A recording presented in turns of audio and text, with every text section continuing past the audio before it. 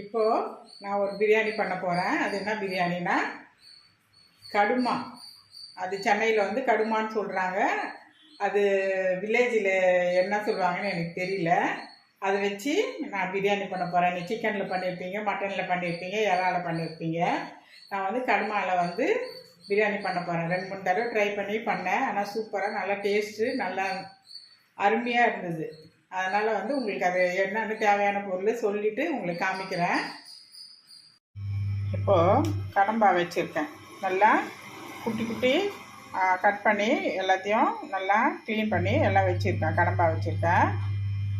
கடம்பா மீன் இது சூப்பராக இருக்கும். இதில் வந்து நீங்கள் தொக்கு செஞ்சுருக்கீங்க, ஃப்ரை பண்ணியிருக்கீங்க, ஒரு மாதிரி குழம்பு மாதிரியெல்லாம் வச்சு சாப்பிட்ருக்கீங்க. நான் இன்றைக்கி வந்து ஒரு டிஃப்ரெண்ட்டாக என்ன செஞ்சு காமிக்க போகிறேன்னா, உங்களுக்கு வந்து இதில் வந்து பிரியாணி பண்ண போகிறேன்.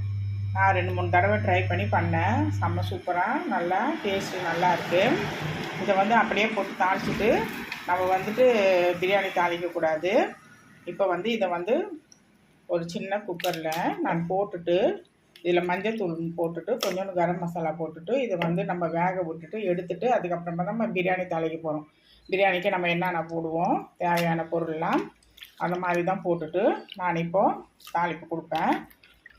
இஞ்சி பூண்டு பேஸ்ட்டு, தக்காளி, வெங்காயம், பச்சை மிளகா, புதினா, கொத்தமல்லி, அப்புறம் வந்து பிரியாணி மசாலா, கரம் மசாலா இந்த மாதிரிலாம் போட்டுட்டு அதுக்கப்புறமா தான் நம்ம எப்போவுமே பிரியாணி தாளிப்போம் இல்லையா, அந்த மாதிரி நான் தாளிக்க போகிறேன். இப்போ வந்து இது வந்து விசில்லாம் விட வேணாம். இதிலே வந்து தண்ணி வந்துடும். இதிலே வந்து வெந்துட்டு நல்லா சாஃப்டாக ஆகிடும். அப்புறமா நம்ம பிரியாணியை நம்ம கறியெல்லாம் போட்டு கூட்டுவோம் இல்லையா, அந்த மாதிரி போட்டு நம்ம கூட்டிக்கலாம். இப்போது இதில் வந்து கொஞ்சம் மஞ்சள்தூள், கொஞ்சம் கரம் மசாலா போட்டு அது அந்த தண்ணியிலே வேக விட்டு எடுத்துக்கிறேன். இப்போது கடுமா பிரியாணிக்கு நம்ம என்னென்ன பொருள்னு இப்போ எல்லாமே அதுக்கு தேவையான பொருள் என்னென்னு காமிக்கிறேன். முதல்ல நம்ம அரிசி ஏற்கனவே வீடியோவில் காமிச்சிருக்கேன். சிக்கன் மட்டன் பிரியாணியில் செய்கிறப்போ இந்த ரைஸ் இருந்தால் வாங்கிக்கோங்க. இது 1 கிலோ பாக்கெட்டு. இதில் வந்து 1/2 கிலோ தான் போட்டு செய்ய போகிறேன். இது வந்து 3/4 கிலோ கடுமா வாங்கினேன். அதை கட் பண்ணி இதை வந்து மஞ்சள்தூள் போட்டு வேக வச்சுருக்கேன். அவ்வளோதான். இதில் இருக்கிற தண்ணியிலே அது வெந்துடுச்சு. அதை வச்சுருக்கேன். வேக வச்சு தான் நம்ம செய்யணும்.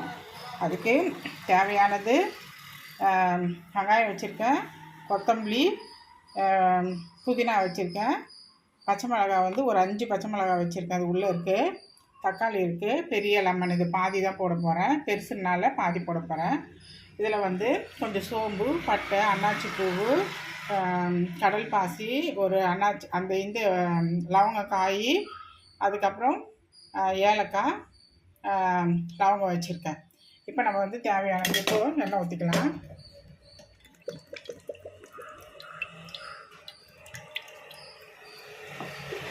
தேவையானது எண்ணெய் ஊற்றிட்டு அதுக்கப்புறம் இந்த மசாலாலாம் நம்ம இதில் போட்டுக்கோம்.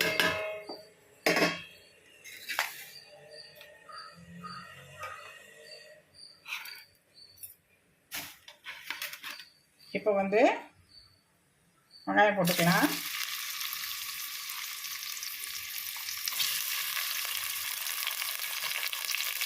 கூட வந்து பச்சை மிளகாவும் சேர்ந்து நான் போடுறேன்.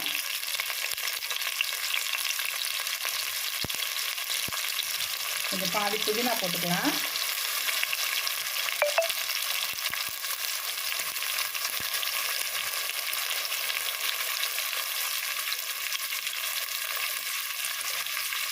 இப்போ நல்லா இது வதங்கணும். இது நல்லா வதக்கிக்கலாம்.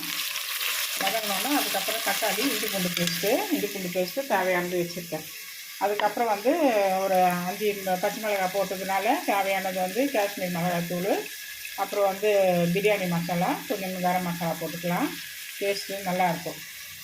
அதில் சின்ன சின்னதாக கட் பண்ணி நல்லா வேக விட்டு நல்லா எடுத்து மஞ்சள்தூள் போட்டு வச்சாச்சு. அவ்வளோதான். இப்போ நம்ம எப்போவுமே பிரியாணி தாளிக்கிற மாதிரி தான் தாளிக்க போகிறோம். நல்லா வெங்காயம் நல்லா கண்ணாடி பதம் கிடையாது, நல்லா வதங்கி நல்லா இருக்கணும். அப்போ தான் காலையில் செஞ்சால் கூட நம்ம நைட் சாப்பிட்டா கூட கெடாது. வெங்காயத்தில் எப்போவுமே ஈரப்பதம் இருக்கக்கூடாது. இப்போ வந்து தக்காளி கூட உப்பு போட்டு வச்சுருக்கேன். தேவையானது உப்பு அதுக்கப்புறம் நம்ம போட்டுக்கலாம். இப்போ தக்காளி போட்டுக்கலாம்.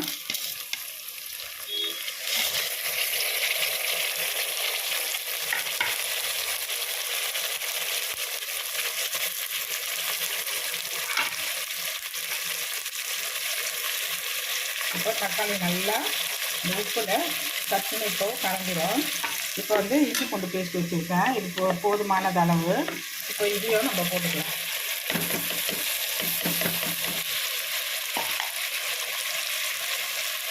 இப்போது நல்லா தக்காளி நல்லா மேஷ் ஆகி வரணும்.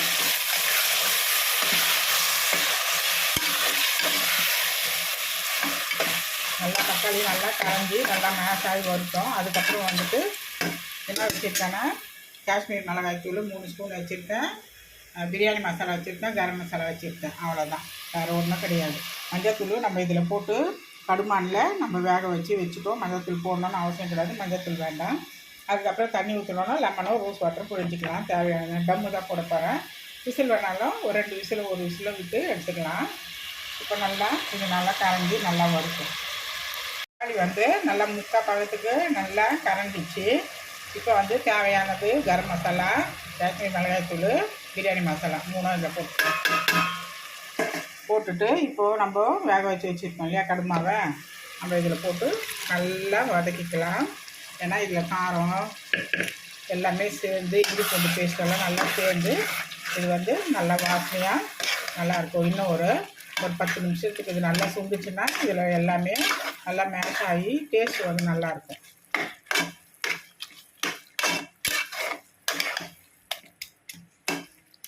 இப்போ இன்னும் ஒரு 10 நிமிஷத்துக்கு இது நல்லா வதங்கி நல்லா வரட்டும். அதுக்கப்புறம் அளவு தண்ணி ஊற்றிட்டு கொஞ்சம் கொத்தமல்லியும் புதினா வச்சுருக்கோம் லாஸ்ட்டாக போட்டுட்டு ரோஸ் வாட்டர் ஊற்றிட்டு லெமன் புழிஞ்சிக்கலாம். அவ்வளோதான். நெய் வேணாம்னா கூட நீங்கள் ஊற்றிக்கலாம். நெய் எல்லாம் எதுவுமே வேண்டாம். இதுவும் நல்லா சூப்பராக நல்லா டேஸ்ட் நல்லாயிருக்கும். தயிர் ஊற்றணுன்னா அவசியம் கிடையாது. இதுக்கு தயிரும் வேண்டாம். வெறும் லெமனு தக்காளி பழம் இருந்தால் போதும்.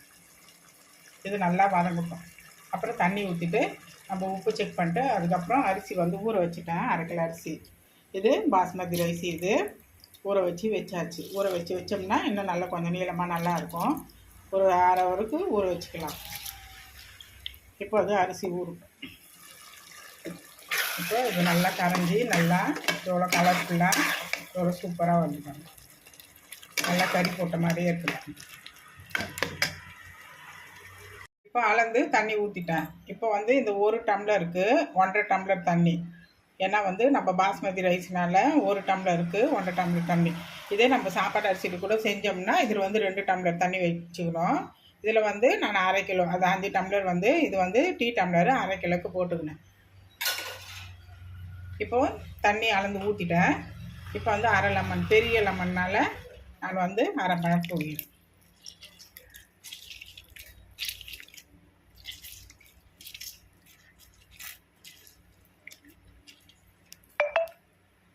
இப்போ பிழிஞ்சிட்டு இப்போ வந்து தேவையானது இப்போ வந்து நம்ம ரோஸ் வாட்டர் ஊற்றிக்கலாம். இருந்தால் ஊற்றுங்க, இல்லைன்னா இல்லை. நான் எப்போவுமே எந்த பிரியாணி செஞ்சாலும் ரோஸ் வாட்டர் போடுவேன். அந்த காலத்தில் என்னன்னா இந்த பட்டன் ரோஸு மாதிரி இருக்குது பாரு, நாட்டு ரோஸு. அதை காய வச்சுட்டு அந்த கடைங்களிலே டிப்பர்மெண்ட் ஸ்டோர்லேயே இந்த லவங்க பட்டை ஏலக்காய் வாங்குவோம்ல, அதிலே கொடுப்பாங்க. இப்போ வந்து அது போட்டோம்னா அது ஒரு இது மாதிரி ஃபங்கஸ் மாதிரி ஒரு சிலதில் இருக்குது. அதனால் அது வாங்குறதில்ல. நான் வந்து வாட்டரே வாங்கி இந்த மாதிரி ஊற்றினோம்னா சாப்பாடு வந்து சூப்பராக நல்லா மணமாக இருக்கும். பக்கத்து வீட்டில் இருக்கிறவங்க கேட்பாங்க, ஓ என்ன பிரியாணி செஞ்சிட்டிங்களா, திறந்த ஒன்றும் அவ்வளோ ஸ்மெல்லு, அவ்வளோ சூப்பராக நல்லா டேஸ்ட் நல்லாயிருக்கும். இப்போ தேவையானது ஊற்றிட்டேன். இப்போ நல்லா கொதிச்ச ஒன்றும் இப்போ அரிசியும் நல்லா ஊறிச்சு. இப்போது உப்பு பார்த்துட்டேன், உப்பு கரெக்டாக இருக்குது. அதனால் வந்து இந்த கொதிச்ச உடனே அரிசியை போட்டுட்டு நான் வந்து டம்மு போட்டுறேன். அவ்வளோதான் இன்றைக்கி கடம்பா பிரியாணி. அதை இறக்கிட்டு நான் காமிக்கிறேன். அளவு இப்போ தண்ணி கரெக்டாக ஊற்றிட்டேன். அரிசியும் போட்டுட்டு டம்மு பாதம் வந்ததுன்னா நான் டம்மில் போட்டுருவேன். இன்னும் நல்லா மலர்ந்து வரல சாதம், இன்னும் வந்துடுச்சுன்னா அதுக்கப்புறம் டம்மு போட்டு இறக்கிட வேண்டியது தான். இப்போ நீங்கள் நெய் வேணாலும் நெய் கொஞ்சம் ஊற்றிக்கலாம், நல்லா தான் இருக்கும். டம்மு பாதம் வந்தோன்னா கூட நெய் ஊற்றிக்கலாம். இப்போ ஊற்ற தந்தால் கூட ஊற்றிக்கலாம், ஒன்றும் பிரச்சனை கிடையாது. நல்லா வாசனையாக நல்லாயிருக்கும்.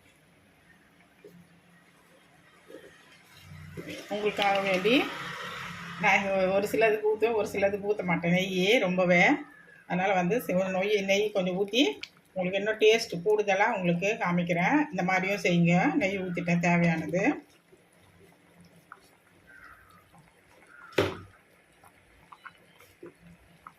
இப்போ டம்மு பதம் வந்தோன்னா நம்ம டம்மு போட்டு முடிச்சிட வேண்டியது தான். கடமைலாம் பாருங்கள் நல்லா வெந்து நல்லா இவ்வளோ அழகாக நல்லா சூப்பராக எடுத்துக்கோங்க. அப்படியே கறி மாதிரியே எடுத்துக்கோங்க. அவ்வளோதான். இப்போ நல்லா டம்மு வந்துச்சுன்னா நம்ம போட்டு ரெடி பண்ணி ஆஃப் பண்ணிக்கலாம். பிரியாணி டம்மு போட்டு எடுத்து வச்சாச்சு. எவ்வளோ சூப்பராக எவ்வளோ நல்லா உதிரியாக நல்லா இருக்கு பாருங்க. நல்லா கடுமா நல்லா வெந்து நல்லா உதிரியாக நல்லா ரைஸ் நல்லா உதிரியாக இருக்குது. அளவோடு தண்ணி வச்சு நான் டம்மு தான் போட்டேன். விசில் எதுவும் விடல. நீங்கள் பத்திரமா விசில் போட்டுக்கோங்க. நல்லா ஒரு வாய்க்கும் நல்லா அந்த மாதிரி வந்து கடுமா இருக்கும். சூப்பராக இருக்கும். இன்றைக்கி கடுமா பிரியாணி உங்களுக்கு செஞ்சு காமிச்சிருக்கேன். நீங்கள் அது வீட்டில் நீங்கள் செஞ்சு பாருங்கள். சும்மாவே நம்ம வந்து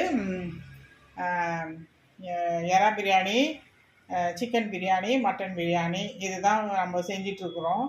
ஒரு டிஃப்ரெண்ட்டாக நான் ஒரு 2-3 தடவை செஞ்சுருக்கேன். அதனால தான் உங்களுக்கு சொல்லி இதை செஞ்சு பாருங்கள் டேஸ்ட் நல்லா இருக்கான்னு. அதனால் நீங்கள் இதை செஞ்சு பாருங்கள். மறக்காமல் எனக்கு வந்து சப்ஸ்கிரைப் பண்ணுங்கள். இந்த பிரியாணி எப்படி இருக்குன்னு எனக்கு வந்து கமெண்ட் சொல்லுங்கள். சூப்பராக இருக்கும். டேஸ்ட்டு நல்லாயிருக்கும்.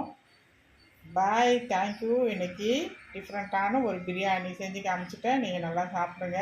நல்லா சூப்பராக இருக்கும். ஆனால் அது இப்போ வந்து சீசன் தான் அது வாங்கி நீங்கள் செஞ்சு பாருங்கள். பாய். தேங்க்யூ.